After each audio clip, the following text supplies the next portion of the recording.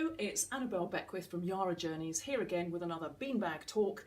This time I'm looking at Daniel Ofman's Core Qualities. Why? Well, it ties in with a blog series that I'm writing on self-awareness and leadership, and also because I just love this model. When I first came across it, it actually really challenged me, and that is why I wanted to share it with you today. So let's take a look at it, shall we?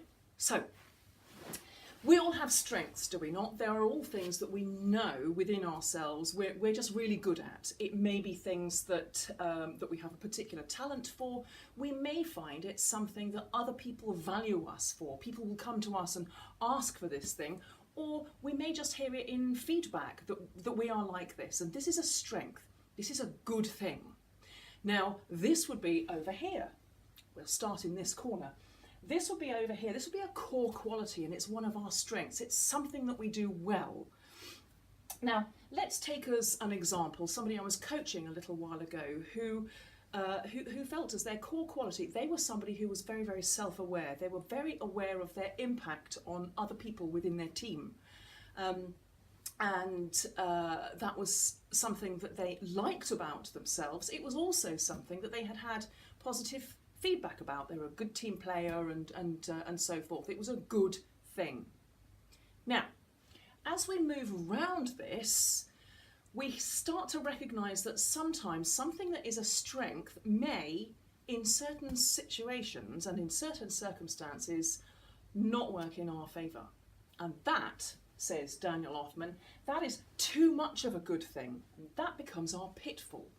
So this particular individual, he was very self-aware, very aware of his impact on others, and in some situations, not all the time, in some situations, he took that a little bit too far. He was so concerned about the impact that he was having on other people that he was failing to be assertive. He was so concerned with making sure that everybody was okay with the decision that he actually wasn't making the most robust decision that he could, for fear of offending people or for fear of rocking the boat. So he was getting to a point in some situations, and this is why he had come to me for some coaching, where he had reached his pitfall. He had a strength, but in the old, some kind of barometer or something, it had reached a tipping point where it was starting to work against him. There was a pitfall. So, moving on from that, says Ofman, we have our challenge area here. This would be the positive opposite to our pitfall. So imagine our friend, the person I'm coaching, who is becoming perhaps a little bit of a doormat, not making robust decisions, if we take this to the nth degree. The positive opposite of that is actually being assertive. It's not going like way overboard, it's being assertive and knowing when it's appropriate to challenge back. When is it appropriate to state your own views and opinions, or to push through on a decision and so forth, because that is what the situation requires, even though it might not be the most popular decision with everybody around the table. And that was very much his challenge. That was what I was coaching him on, was his ability to be assertive and to be confident in situations where in the past he may have backtracked for fear of offending people or for whatever reason. This, my friends, is your development area. This is the thing that you need to grow and work on. But there's more to it than that, because too much of that assertiveness with our friend, let's imagine, becomes an allergy.